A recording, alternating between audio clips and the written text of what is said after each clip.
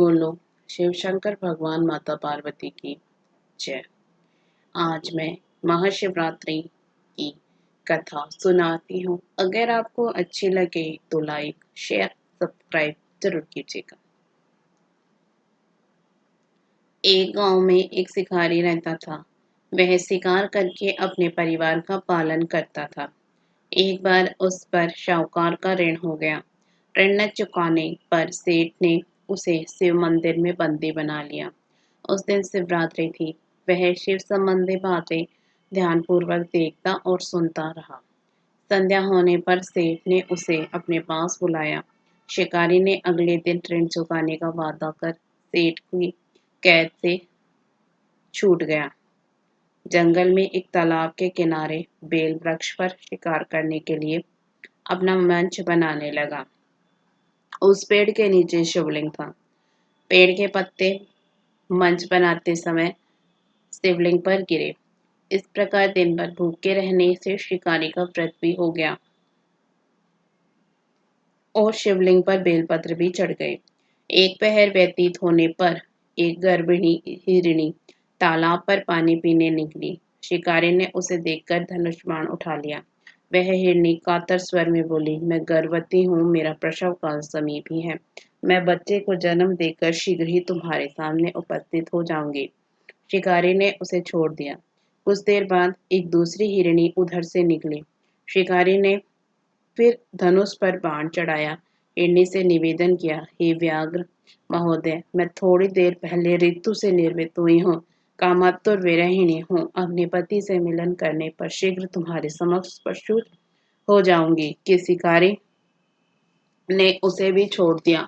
रात्रि के अंतिम पहर में एक मृगी अपने बच्चों के साथ उधर से निकली। शिकारी ने शिकार हेतु धनुष पर बाण चढ़ाया। वह तीर छोड़ने ही वाला था कि वह मृगी बोली, मैं इन बच्चों को इनके पिता के पास छोड़ आऊं, तब मुझे मार डालना। मैं आपके बच्चों के नाम पर दया की भीख मांगती हूँ। शिकारी को इस पर भी दया आ गई और उसे छोड़ दिया। सुबह होते हुए ही एक तंदुरुस्त हिरण आता दिखाई दिया। शिकारी उसका शिकार करने के लिए उद्यत हो गया।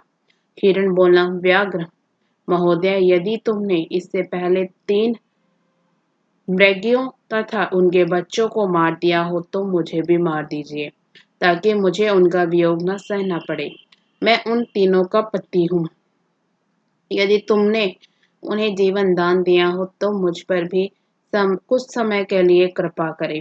मैं उनसे मिलकर तुम्हारे सामने आत्मसमर्पण कर दूंगा। मृग की बात सुनकर रात की सारी घटनाएं उसके दिमाग में घूम गई। उसने मृग को सारी बातें बता दी। उपवास, रात्रि जागरण तथा शिवलिंग पर बेलपत्र चढ़ने से उसमें भगवत भक्ति का जागरण हो गया। उसने मृग को भी छोड़ दिया। भगवान शिवशंकर की अनुकंपा से उनका हृदय मांगलिक भाव से भर गया। अपने अतीत के कर्मों को याद करके वह पश्चाताप की अग्नि में जलने लगा। थोड़ी देर बाद हिरण सपरिवार शिकारी के सामने उपस्थित हो गया। जंगली पशुओं की सत्य प्रियता, सात्विकता एवं सामूहिक प्रेम भावना को देखकर उसे बड़ी ग्लानि हुई। उसके नेत्रों से आंसुओं की झड़ी लग गई। उसने हिरण परिवार को मुक्त कर दिया। देवता इस घटना को देख रहे थे। उन्होंने आकाश से उस पर पुष्प वर्षा की। शिकारी परिवार सहित मोक्ष को प्राप्त हुआ। इसके साथ ही महाशिवरात्रि की कथा समाप्त हुई। बोलो शिव शंकर भगवान माता पार्वती की जय।